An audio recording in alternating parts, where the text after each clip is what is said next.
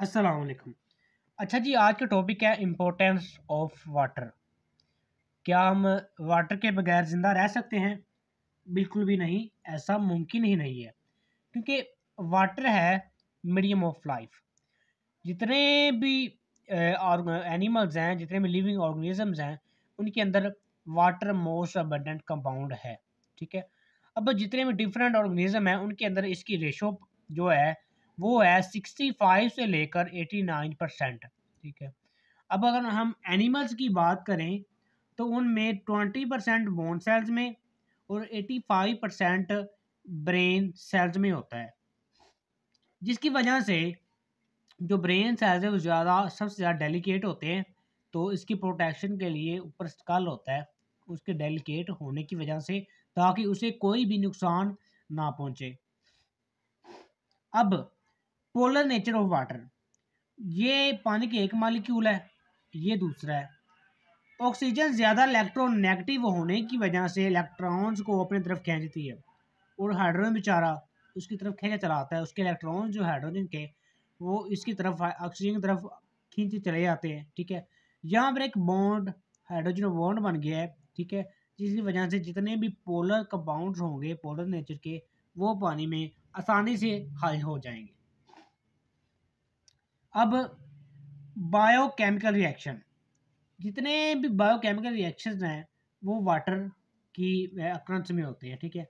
जो सेल के जितने भी रिएक्शन हैं वो इसी वाटर के अक्रंस में होते हैं। ठीक है। अब मैनी रिएक्शन वाटर जैसे बहुत से ज़्यादा रिएक्शन है, जैसे हाइड्रोलाइसिस, वो भी पानी की मौजूदगी में ही होते हैं। ठीक है। अब एक्वस मीडियम, जितने भी हमारे जिस्म में एंजाइम काम कर रहे हैं, उनको काम करने के लिए एक्वस मीडियम की ज़रूरत होती है। ठीक है। तो एक्वस मीडियम पानी की मौजूदगी में ही ये मीडियम बनता है। ठीक है। अब आगे है जी बेस्ट सॉल्वेंट। पानी को बेस्ट सॉल्वेंट या यूनिवर्सल सॉल्वेंट भी कहा जाता है। ठीक है। तो जितने भी पोलर कंपाउंड होंगे वो पानी में हल होंगे। ठीक है। और आयोनिक जितने भी सब्सटेंस हैं जैसे कि NaCl, वो जब उनको पानी में हल किया जाएगा तो वो उनकी जो आयन्स होंगे वो सेपरेट हो जाएंगे। ठीक है। अब जितने भी नॉन आयोनिक, उनकी चार्ज अलहदा होने की वजह से, नॉन आयोनिक कंपाउंड जो चार्ज अलहदा होने की वजह से वो पानी में डिस्पर्स हो जाएंगे। ठीक हो गया। अब है जी आगे non polar organic molecule. Polar तो हल हो गए, अब नॉन पोलर जैसे कि जितनी भी फैट्स है, सर्टन प्रोटीन्स है, ठीक है, वो अनसोल्युबल इन वाटर होती है, पानी में हल नहीं होती। तो ये कंपार्टमेंट्स ऑफ सेल बनाने के लिए इस्तेमाल होते हैं। ठीक है। कंपार्टमेंट जैसे मेम्ब्रेन वगैरह बनाने के लिए इस्तेमाल होते हैं। अब प्रॉपर्टी है cohesion, कोहिजिव and adhesive force. Molecule to molecule जो फोर्स पाई जाती है पानी के, ये पानी के एक मालिक्यूल है, ये दूसरा है, इनके दरमियान जो फोर्स पाई जाएगी हाइड्रोजन बॉन्डिंग की वजह से, उसको कहते हैं कोहेसिव फोर्स, ताकि पानी विदाउट ब्रेक फ्लो कर सके। अब है जी adhesive force. Adhesive force molecule to molecule नहीं होती, बल्कि ये होती है मालिक्यूल टू सरफेस। इनके दरमियान जो ये वाली फोर्स है उसको एडहेसिव फोर्स कहते हैं, ताकि पानी चिमट चिमट कर ऊपर की तरफ जहाँ उसे जाना है वो जा सके। तो जब एक चम्मच ले, उसमें पानी, थोड़ा सा पानी ले, उसको गिरा दे, तो आप देखेंगे कि चिमट के साथ जो चम्मच है उसके साथ पानी थोड़ा सा लगा होगा, वो इसी एडहेसिव फोर्स की वजह से ही लगा होगा। अब कोहेसिव और एडहेसिव फोर्स की वजह से ही जो पानी है, जो वाटर है, help to circulate in living body, और पानी एक ट्रांसपोर्ट मीडियम के तौर पर भी काम करता है। अब इसके अगला है जी स्पेसिफिक हीट कैपेसिटी। ये नंबर ऑफ कैलोरीज है जो 1 ग्राम वाटर है उसका टेम्परेचर 15 से 16 सेंटीग्रेड करने के लिए जो नंबर ऑफ कैलोरीज रिक्वायर्ड होती हैं उनको स्पेसिफिक हीट कैपेसिटी कहते हैं। ठीक है। तो पानी की जो स्पेसिफिक हीट कैपेसिटी वो सबसे ज़्यादा होती है। क्यों? क्योंकि इसमें हाइड्रोजन बॉन्डिंग होती है। हाइड्रोजन बॉन्डिंग को तोड़ने के लिए नंबर ऑफ कैलोरीज ज़्यादा रिक्वायर होते हैं। ठीक है। तो वन जो 1 ग्राम है, तो इसके लिए हमें जो 1 किलो कैलोरी, आप लगा लें किलो कैलोरी चाहिए होगी। ठीक है। तो अगर हमें 4 ग्राम वाटर होगा तो फिर 4 किलो कैलोरी हमें एनर्जी जो प्रोवाइड वो चाहिए होगी, ठीक है। अब इसी प्रॉपर्टी की वजह से इसको टेम्परेचर स्टेबलाइजर भी कहा जाता है, ठीक है। टेम्परेचर स्टेबलाइजर या थर्मल स्टेबलाइजर इसको क्यों कहते हैं?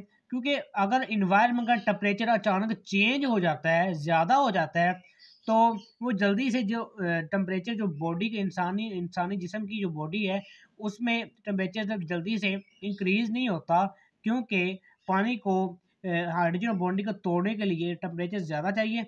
तो इसी वजह से पानी है, तो इसका जो टेम्परेचर है स्टेबलाइजर ये इतनी जल्दी इंक्रीज़ नहीं होने देता, ठीक है। अब आगे प्रॉपर्टी है हीट ऑफ वेपोराइजेशन। ये भी अमाउंट ऑफ हीट है जो पानी कन्वर्जन करने के लिए liquid phase two gaseous phase convert करने के लिए जो हीट है, जो अमाउंट ऑफ हीट हमें चाहिए उसको हीट ऑफ वेपोराइजेशन कहते हैं।